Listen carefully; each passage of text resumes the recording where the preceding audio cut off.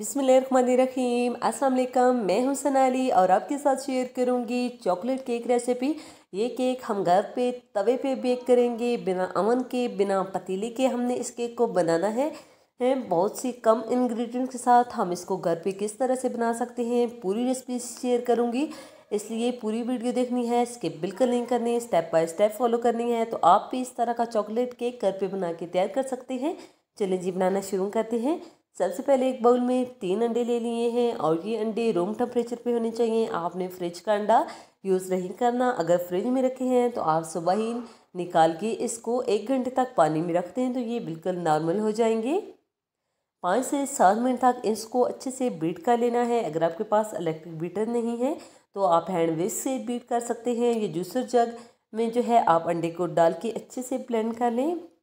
इसमें हमने आधा कप पिसी हुई चीनी शामिल कर दी है। मिक्सी जार में डाल के आप चीनी को पीस लें और इसको छान लें। इतने अच्छे से मिक्स करेंगे कि बिल्कुल अंडा और पिसी हुई चीनी यकजान हो जाए। अच्छे से मिक्स कर लिया है। 1/4 कप हमने इसमें कुकिंग ऑयल शामिल कर दिया है। कुकिंग ऑयल बिल्कुल किसी फ्लेवर वाला नहीं होना चाहिए जिसमें हमने कोई चीज़ फ्राई की हो। इसमें हम बटर या जो है घी उसको भी मेल्ट करके शामिल कर सकते हैं। कुछ कतरे वनीला एसेंस की शामिल किए हैं ताकि एक अच्छी खुशबू आए और अंडे की स्मेल जो है वो ख़त्म हो जाए। अगर ये ना हो तो आप इसमें इलायची पाउडर शामिल कर लें। और इसमें हमने 1 कप मैदा शामिल कर दिया है और इसको हमने अच्छी तरह से छान लेना है। 2 टेबलस्पून हम इसमें कोको पाउडर शामिल करेंगे इसको चॉकलेट फ्लेवर देने के लिए। इसको भी हमने छाल के शामिल करना है।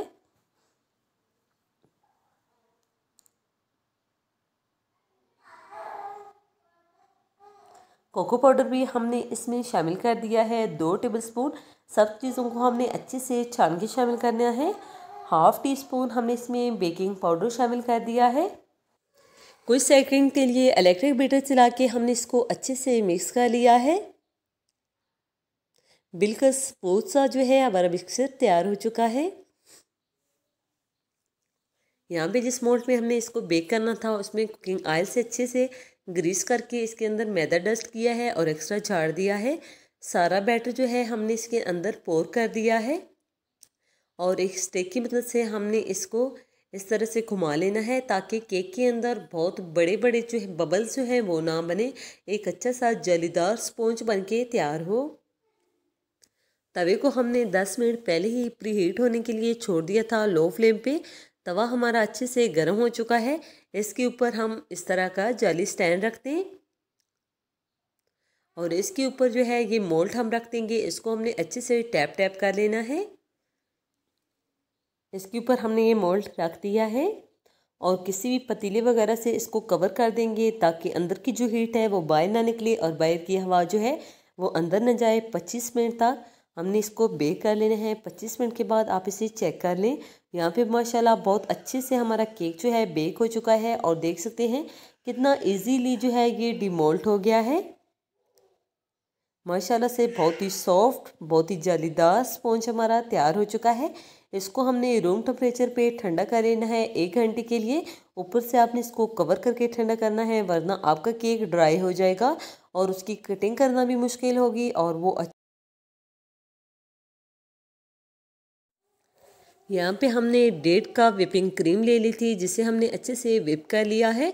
टाटा पैक क्रीम आपने नहीं लेनी, विपिंग क्रीम लेनी है। किसी भी अच्छे ब्रांड की विपिंग क्रीम आप ले सकते हैं। यहाँ पे मैंने विपिंग वालों की क्रीम ली है और इसमें 3 से 4 टेबलस्पून हमने चॉकलेट सीरम शामिल कर देना है। जितना आपको पसंद हो इस हिसाब से आप इसमें शामिल कर लें। इससे जो है केक बहुत ही यमी बन के तैयार होता है। इसको हम अच्छे से मिक्स कर लेंगे। क्रीम हमारी रेडी हो चुकी है। 10 मिनट तक हम इसे फ्रिज में रख के छोड़ देंगे ताकि ये अच्छे से सेट हो जाए। यहाँ पे हमने केक बेस ले ली है। 10 मिनट गुजर चुके हैं। हमने पाइपिंग बैग में क्रीम को भर लिया है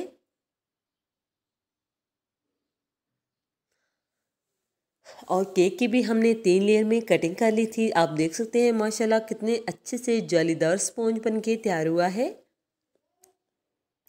शुगर वाले पानी से हमने इसको अच्छे से सोप कर लिया है और इसके ऊपर हमने एक अच्छी सी लेयर जो है व्हिपिंग क्रीम की अप्लाई कर देनी है। जितनी क्रीम आपको पसंद हो आप इतनी मोटी जो है लेयर इसके ऊपर लगा सकते हैं।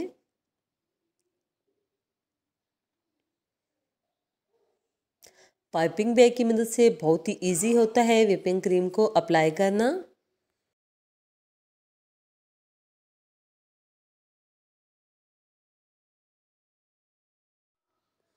पैलेट नाइफ की मदद से हमने इसको इक्वल कर लेना है और इसके ऊपर हम थोड़ी सी चॉकलेट और शामिल कर देंगे। जितनी आपको पसंद हो आप यहाँ पे चोको चिप भी शामिल कर सकते हैं। हमने यहाँ पे 2 टेबलस्पून जितनी तकरीबन चॉकलेट सीरम इसके ऊपर शामिल कर दिया है और दूसरी लेयर भी इसके ऊपर, यहाँ पे हमने तीसरी लेयर भी रख दी है और फाइनल जो है हमने इसके ऊपर व्हिपिंग क्रीम की एक अच्छी सी लेयर अप्लाई कर दी है। साइड पे भी पायलट नाइफ की मदद से हमने इसको अच्छे से स्मूथ कर लिया है। आपने बहुत ज़्यादा व्हिपिंग क्रीम एक ही दफ़ा में पाइपिंग बैग में नहीं डालनी, जितनी ज़रूरत हो इतनी शामिल करनी है और दूसरे को फ्रिज में रखना है। हमने इसको अच्छे से स्मूथ करके इक्वल कर लिया है और 10 मिनट तक फ्रिज में रख के अच्छे से सेट कर लिया था। यहाँ पे हमने चॉकलेट सीरम लिया है और इस तरह से साइड पे अप्लाई कर देंगे। ये गिरे हुए ड्रॉप्स जो हैं चॉकलेट के बहुत ही अच्छे लगते हैं दिखने में।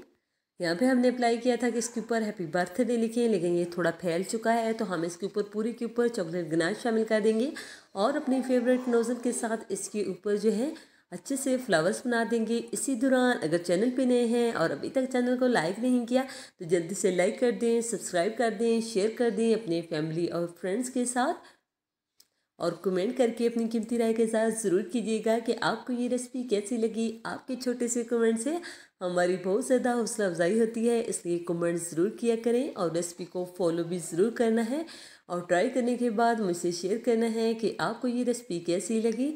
माशाल्लाह बहुत अच्छे से हमारा केक तैयार हो चुका है। थोड़े से हम इसके ऊपर चोको चिप शामिल कर दें, इससे जो है इसका फ्लेवर्स और ज़्यादा इन्हेंस हो जाएगा और ये यमी सा केक रेडी हो चुका है। आपने 3 से 4 घंटे तक इसको फ्रिज में ठंडा करना है और इसके बाद जो है आपने ये कस्टमर को भेजना है तो वो कस्टमर को बहुत ही ज़्यादा पसंद आएगा। और अगर आप घर के लिए बना रहे हैं तो आपने तब भी 3 से 4 घंटे तक ठंडा करने के बाद ही इसको सर्व करना है।